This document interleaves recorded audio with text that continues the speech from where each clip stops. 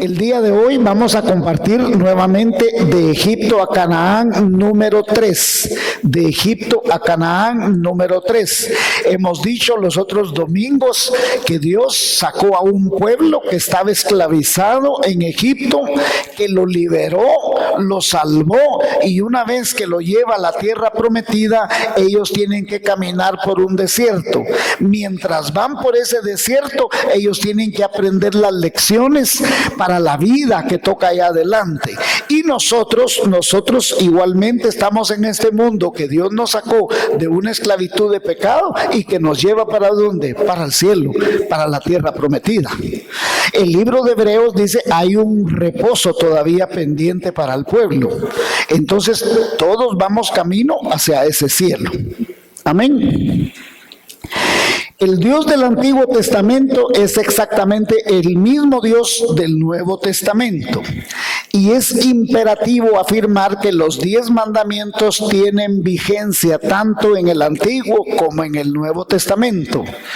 Lo interesante es comprender cuál es el propósito de los 10 mandamientos en su aplicabilidad para la iglesia el día de hoy. Ahora, escúcheme, póngame atención por favor.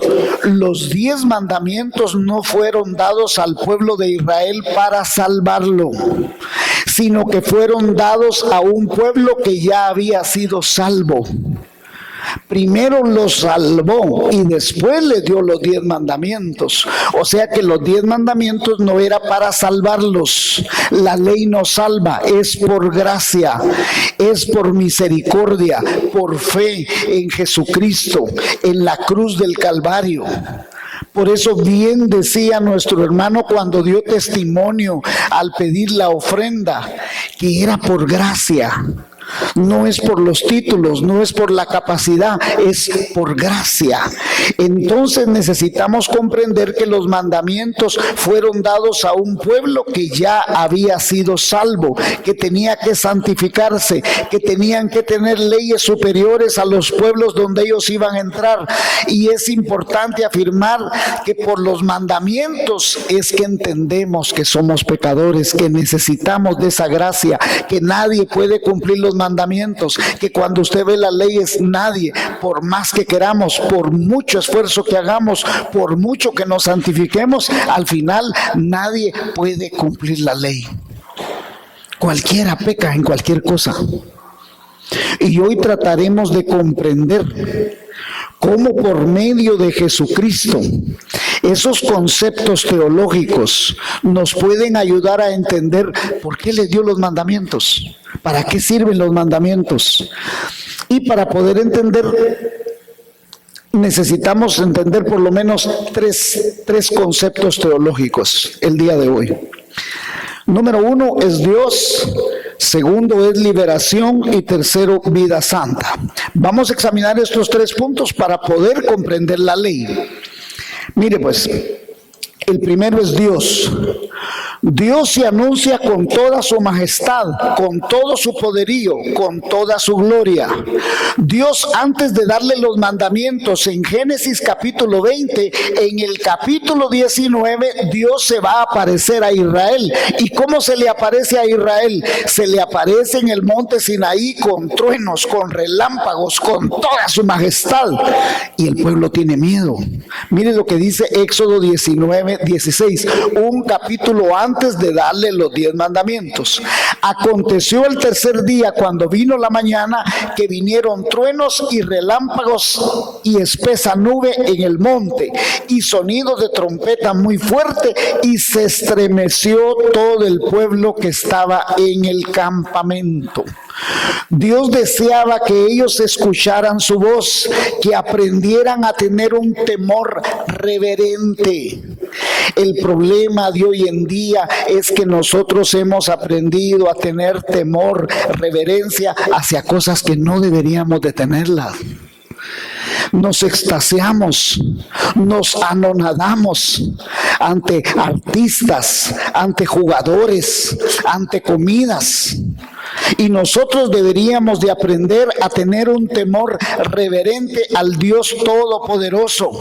Y Dios deseaba que ellos tuvieran temor. Deuteronomio 4:10 dice: el día que estuviste delante de Jehová tu Dios en Horeb, cuando Jehová me dijo: reúne al pueblo para que yo les haga oír mis palabras, las cuales aprenderán para temerme todos los días que vivieren sobre la tierra, y las enseñarán a sus hijos.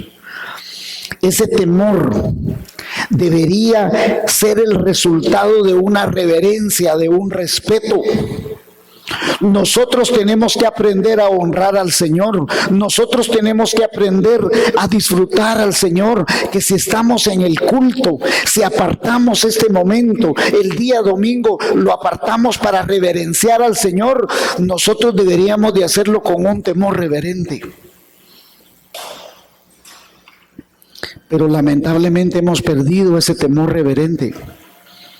Estamos muy inquietos. Aún muchos de nosotros lamentablemente ponemos más atención a nuestro celular, ponemos más atención a lo que pasa a nuestro alrededor en vez de disfrutar del Señor.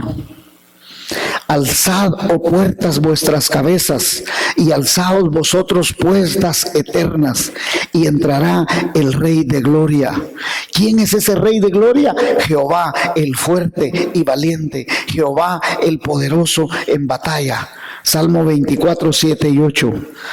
Dad a Jehová, oh hijos de poderosos, dad a Jehová la gloria y la fortaleza, dad a Jehová la gloria debida a su nombre, adorad a Jehová en la hermosura de su santidad. Salmos 29, 1 y 2.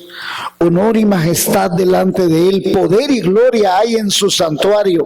Dad a Jehová, oh familias de los pueblos, dad a Jehová la gloria y el poder, dad a Jehová la gloria debida a su nombre. Traed ofrendas y venid a sus atrios, adorad a Jehová en la hermosura de su santidad.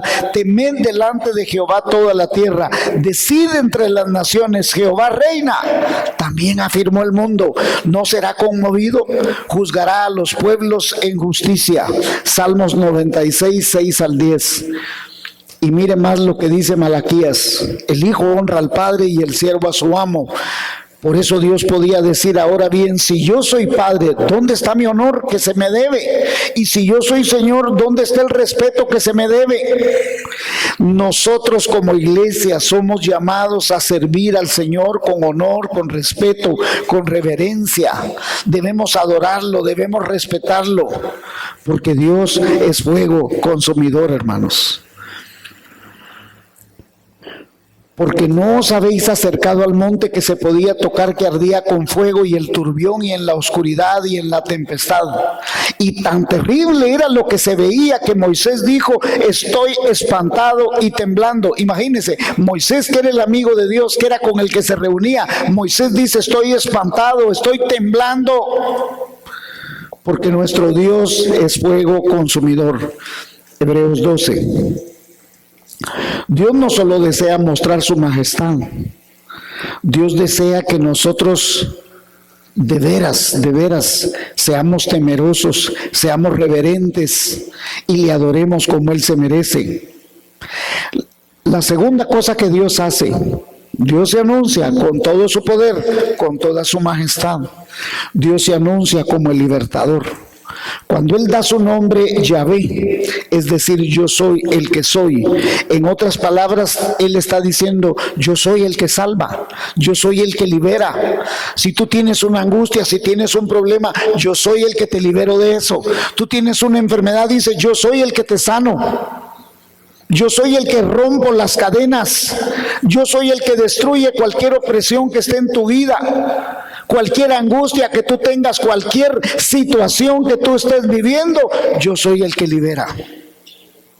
Dios, escúcheme, Dios se había obligado a sí mismo en juramento a Abraham que Él los multiplicaría, que Él los bendeciría, que Él los liberaría y que a través de Él serían benditas todas las familias de la tierra. Y más aún, Dios demuestra ante Faraón y el mundo que era un Dios activo que cumple sus promesas. Dios mostró ante Faraón toda su gloria y necesitó un Faraón que era figura de Satanás, necio, rebelde. Nunca quiso dejar ir al pueblo, nunca. Si hubiera sido un rey pusilánime, flojo, desde la primera plaga los hubiera dejado ir. Pero Dios tenía que mostrar que Él era victorioso sobre todos los reyes de Egipto, sobre todos los ídolos, sobre toda la maldad, sobre toda la brujería. Faraón era figura del rey de las tinieblas. Faraón mismo manejaba la brujería, la hechicería, toda la maldad. Por eso usted tiene que entender que nosotros peleamos contra un mundo de tinieblas. Todavía estamos en una guerra espiritual. Cuando Moisés hizo que la vara se convirtiera en serpiente y que era por el poder y las maravillas de Dios, Él le hizo a sus brujos, vengan y que convirtieran otras culebras. Con la diferencia es que esta se comió a las de ellos. Las primeras 3 plagas las imitaron los brujos, de las demás en adelante no pudieron. ¿Que tienen poder? Sí, limitado. Y lo tienen hasta donde Dios se los permite. Ahora Dios le va a demostrar a Faraón, al enemigo de nuestras almas y a quien usted quiera, que Dios está listo para salvar. Que Jehová, su nombre es yo soy el que libera, yo soy el que soy, yo soy el que cumple los pactos, yo soy el que mi palabra me comprometo a cumplirlo. Yo soy un Dios que cumple los pactos. Y Dios liberó a Israel indistintamente su conducta. La conducta de Israel fue reprochable. La conducta de Israel no fue la mejor que se diga. Nosotros juzgamos a Israel, pero nosotros nos comportamos exactamente como Israel. ¿Y qué hace Israel en medio de que Dios los está salvando? Se volvieron en contra de Moisés, empezaron a criticar a Moisés. ¿Por qué nos trajiste a esta tierra? Mejor hubiésemos muerto en Egipto, mejor fuese que sirviésemos a Faraón. Hermanos, era una actitud rebelde. ¿Por qué nos sacaste de Egipto? ¿Acaso no te pedimos que nos dejaras allá? Ya en Egipto te decíamos, déjanos en paz, preferimos servir a los egipcios. Éxodo 14, 11 y 12. Hermanos, muchas veces usted se pone rebelde y dice así, mejor me fuera para el mundo. Cuidado, hermano. Cuidado, hermana. Cuidado, porque Dios le está diciendo a usted, yo estoy en medio de ti para salvarte.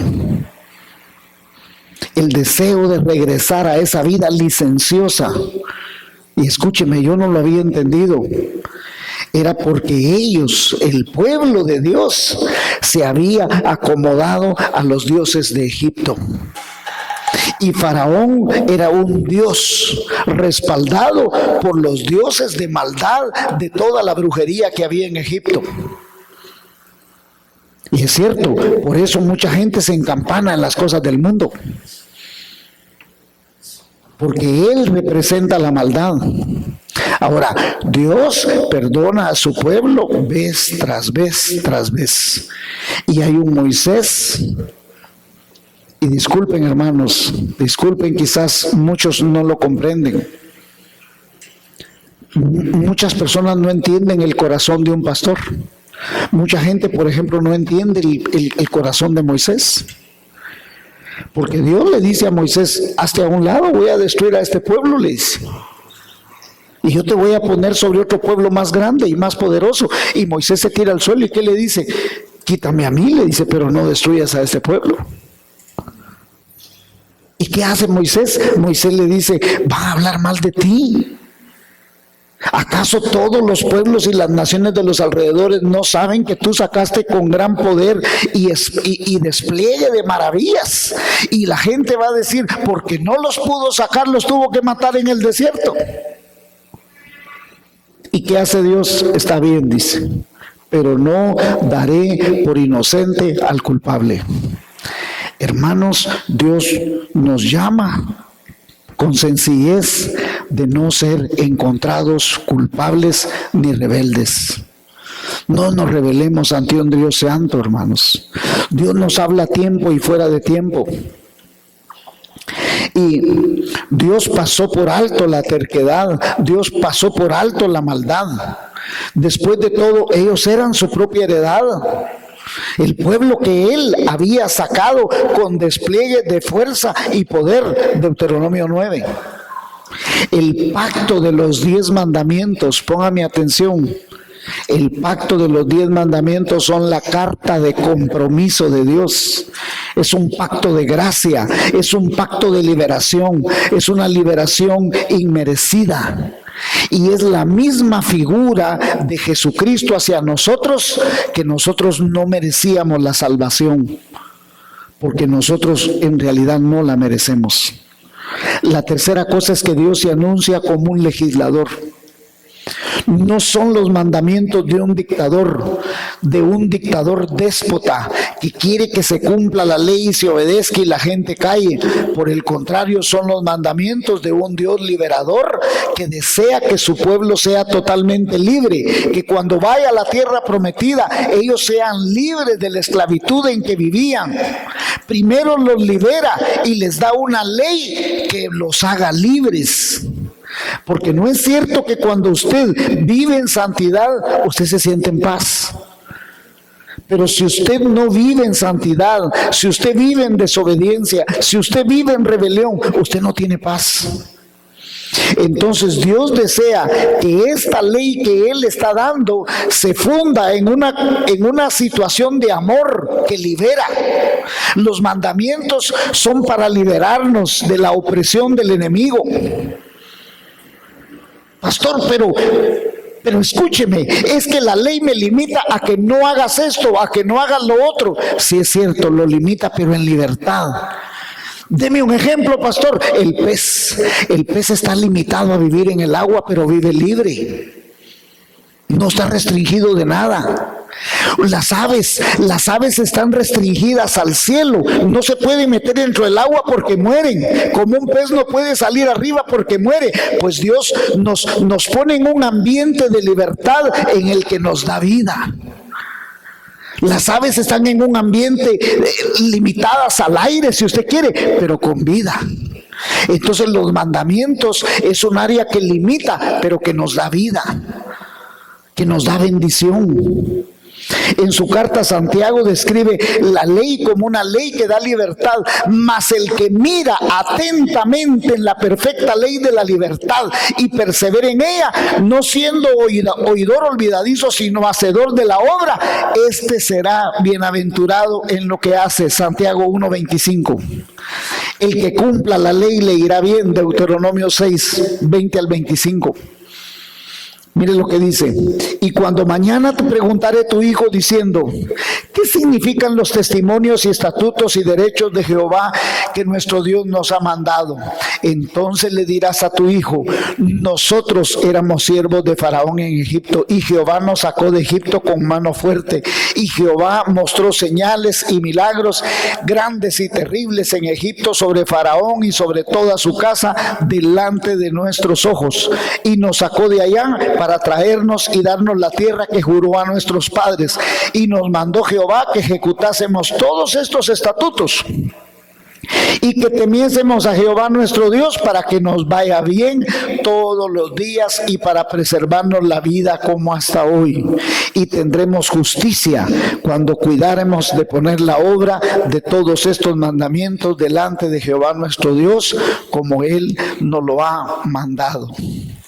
La ley no es una cadena que oprime, los mandamientos no es una gran cadena que nos apretuja, más bien es la preocupación de un Dios santo por un pueblo que permanezca libre y que no regrese a la esclavitud. Israel va camino a Canaán, usted y yo vamos camino al cielo. Nosotros tenemos que entender que si nosotros vamos hacia un lugar especial, tenemos que ser diferentes.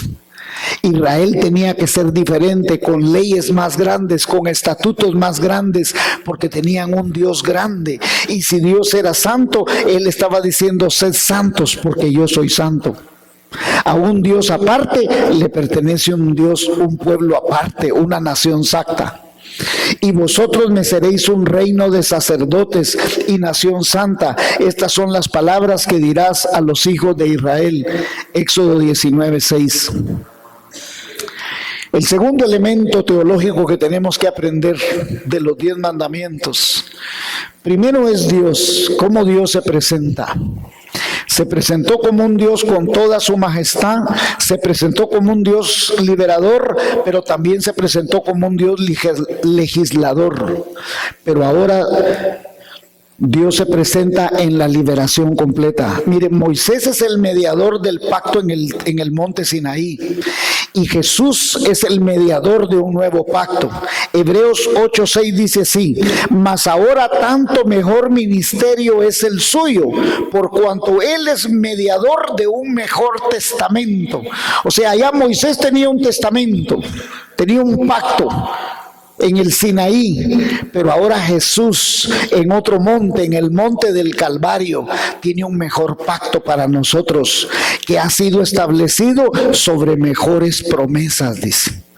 Y por causa de esto, Él es mediador del Nuevo Testamento, para que interviniendo muerte para la redención de los transgresores que había bajo el primer testamento, los llamados reciban la promesa de la herencia eterna. Y a Jesús, el mediador de un nuevo pacto, y a la sangre del rociamiento que había mejor que la de Abel. Ahora bien, el hecho de que ahora tengamos un mejor pacto y que sea otro pacto mejor que los mandamientos, eso tiene una mayor validez en la fe con nosotros. Escúcheme, Moisés les dio un pacto. Y a través de ese pacto era la carta de compromiso donde Dios se había comprometido a liberarlos. Pero ahora el escritor de Hebreos dice: si Moisés les dio un pacto allá, Jesús es dador de un nuevo y mejor pacto, porque este tiene más promesas. Si nosotros no merecíamos, la sangre de Él pagó el precio por el cual se hizo un nuevo pacto, un nuevo testamento, y que tenía que ser con muerte. ¿Por qué tiene que ser con muerte? Porque usted, para recibir la herencia de su papá, tiene que morir su papá. Y Jesús es quien murió, y Él es el que hace el testamento para que nosotros lo podamos cobrar, para que nosotros lo podamos ejecutar, para que legalmente lo podamos recibir. Hechos 2:39, porque para vosotros es la promesa, y para vuestros hijos, y para todos los que están lejos, por cuanto el Señor nuestro Dios llamare. Romanos 9:24-26, a los cuales también ha llamado aún nosotros, no solo de los judíos, sino también de los gentiles, esos somos nosotros, como también en Oseas dice: llamaré pueblo mío al que no era mi pueblo, y a la no amada, amada. Y acontecerá que el lugar donde les fue dicho: vosotros no sois mi pueblo, ahí serán llamados hijos del Dios viviente. ¿Recuerdan quién es Oseas? Oseas es el profeta que Dios lo manda a casarse con una prostituta, y que ella empieza a tener hijos que no son hijos de él, y que él mira cuando su esposa se acuesta con otros, y que le dice, ¿qué le dice? Dime qué se siente. Y él le dice: siento un dolor profundo en mi corazón cuando veo lo que hace mi esposa. Y entonces, ¿qué le dice Dios? Anda, ve y dile que eso es lo que yo siento cuando ustedes pecan contra mí. Dios le duele verte pecar a ti, pero Dios dice: con todo, yo amaré al que no es mi pueblo, yo amaré al que no era mi hijo, y a ustedes los tomaré por mi pueblo. Aunque no lo merecíamos, Él murió. Mas Dios muestra su amor para con nosotros en que, siendo pecadores, Cristo murió por nosotros. De tal manera amó Dios al mundo que dio a su Hijo unigénito, para que todo aquel que en Él crea no se pierda, mas tenga vida eterna. Y Efesios 2:11-22, que dice en toda esta parte: Bueno, Pablo lo que nos trata de decir aquí es que nosotros que no éramos pueblo, venimos a ser parte de ese pueblo. Nosotros que no teníamos derecho a las promesas, ahora esas promesas son para nosotros. Nosotros que estábamos separados por la pared que nos dividía, dice Jesucristo derribó la pared que estaba dividiéndonos. Nosotros que éramos extranjeros, hemos venido a ser sus hijos. Ahora ya no somos advenedizos, sino dueños de las promesas que Dios dio para nosotros. Por todo esto es que ya no es posible hablar de los 10 mandamientos sin poder hablar del amor y la profunda actitud liberadora de Jesucristo en la cruz del Calvario. Ahora nosotros tenemos una interpretación más grande de los mandamientos. Por la ley, dice Pablo, entendí que yo era pecador. ¡Ay, hombre de mí! ¿Quién cargará con este muerto? En Israel la pena cuando una persona mataba a otra lo obligaban a cargar el muerto encima. Y entonces cuando la gente lo veía, y ese porque anda cargando un muerto encima, él estaba obligado porque él lo había matado. Pues Pablo dice, todos cargamos un muerto encima y el muerto somos nosotros mismos. Cargamos en nuestra alma muerta, hasta que somos liberados en Cristo Jesús. Y ya no estamos cargando un muerto, porque ya no vivo yo, Cristo vive en mí. Amén.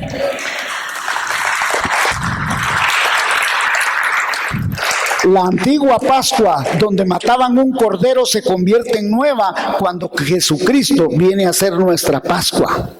Limpiaos pues de la vieja levadura para que seáis nueva masa, como sois sin levadura, porque Cristo, nuestra Pascua, ya fue sacrificado por nosotros. Este es el regalo más maravilloso que Dios pueda regalarnos a nosotros, en que Cristo murió por nosotros. Entonces es importante reconocer que es un favor realmente inmerecido. Es por gracia. Nadie lo merece. No somos dignos, pero si no fuera por su amor, si no fuera por su misericordia. Y el último elemento de hoy es vida santa. Vivir una vida santa son palabras que necesitamos escuchar de cada creyente. Cada creyente debería tener en su boca de decir, yo necesito vivir en santidad. Vivimos un medio de vida en el cual todo mundo está viviendo de manera muy perdida. Los mismos medios de comunicación están bombardeándonos con ideas en contra de los valores cristianos. Todo medio masivo de información, redes sociales, nos bombardean con ideas negativas acerca de vivir una vida de santidad. Diariamente vivimos el ataque emocional y espiritual del enemigo de nuestras almas para que nosotros nos rebelemos, para que nosotros vivamos vidas impíamente. Ahora, como cristianos, tenemos la palabra de Dios para enseñarnos a vivir una vida santa. Nosotros tenemos que tener una comunión con Dios de manera especial. Debemos buscarlo cuando somos tentados, cuando somos ahorillados a hacer lo malo, a hacer el pecado. Usted y yo debemos buscar al Señor y pedirle auxilio. Debemos pedirle auxilio al Espíritu Santo. Decirle, auxíliame, Espíritu Santo. Yo no quiero hacer este pecado. Yo quiero ser libre de tentaciones, de maldades. Mire, usted va a escuchar todos los días voces negativas acerca de rebelarse. Pero si usted es un creyente, si usted está tratando de buscar al Señor, Dios le dará fuerzas para que usted pueda vencer sobre cualquier pecado. No trate de vivir pecando como vivió el pueblo de Israel, que Dios los trae de Egipto a Canaán. ¿Y qué hacían? Se estaban quejando, estaban criticando, se estaban rebelando. Y eso no le permitió a toda una generación entrar a la tierra prometida. Aprendamos a vivir en fe, aprendamos a vivir en obediencia, aprendamos a vivir en buen testimonio, con humildad, con sometimiento. ¿Cómo podemos terminar el día de hoy? ¿Cómo podemos terminar el día de hoy? Los mandamientos no son para salvar. Porque usted, ¿cuándo me dieron los mandamientos a mí? ¿Cuándo Dios me salvó? Si yo no sabía nada. Cuando yo vine a los pies de Cristo, ahí ya me dijeron todo lo que hay que hacer. Antes yo no sabía nada. ¿Usted cree que antes de conocer a Cristo a mí me preocupaban los 10 mandamientos? Me venían del norte. Pero una vez que yo vengo a los pies de Cristo, entonces entiendo, ahora entiendo el propósito. La ley no salva, pero le es dado a un pueblo para vivir aparte, para vivir santificado. Vivamos en fe, en obediencia y sobre todo seamos de buen testimonio, porque Dios que le dice a Israel, te di para que fueras luz de las naciones. Nosotros debemos ser luz de las naciones y que la gente vea que el nombre de Jehová es invocado sobre nosotros y teman. Usted no tiene idea cuántos ojos están sobre usted. Y cuando la gente vea la gloria de Dios en usted, no solo van a temer, sino van a querer ser como usted. Amén. Vamos a orar pues.